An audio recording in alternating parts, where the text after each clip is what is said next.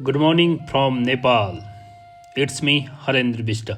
तो कहानी यूँ है कि कल शाम को मैंने एक बढ़िया कहानी पढ़ी। मैंने सोचा क्यों ना आप लोगों के साथ भी इसे शेयर किए जाए, क्योंकि ये कहानी मुझे लगता है हर किसी के ज़िंदगी में एक न एक बार ये कहानी मैच करती है हर किसी से। तो कहानी यूँ है, एक बार एक पंछी समुद्र से अपने चोंच से पानी बाहर निकाल रहा था। तभी वहाँ एक दूसरा पंछी आया और कहा कि ये तुम क्या कर रहे हो। उसने कहा कि इस समुंदर ने मेरे बच्चे को डुबा दिया और अब मैं इससे सुखा दूंगा।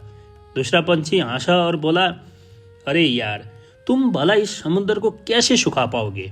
तुम तो बहुत छोटे हो, अगर तुम अपनी पूरी जिंदगी भी लगा दोगे ना, इसे सुखा नहीं पाओगे। फिर दूसरा पंछी बोला कि देना है तो हाथ दो, सलाह नहीं। फिर क्या था, वो पंछी भी उस पंछी की मदद करने लगा। इसे करते करते वहाँ हजारों लाखों करोड़ों पंछी आए और सबने एक दूसरे को यही कहा कि देना है तो हाथ दो, सलाह नहीं।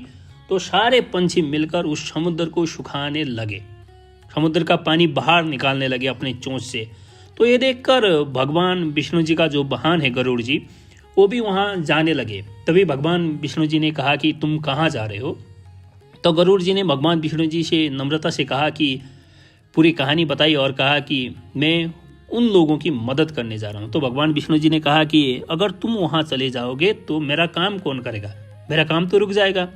तो गरुड़ जी ने भगवान विष्णु जी से कहा कि प्रभु, देना है तो साथ दीजिए, सलाह नहीं। फिर क्या था, गरुड़ जी के साथ भगवान विष्णु जी भी वहाँ आ गए।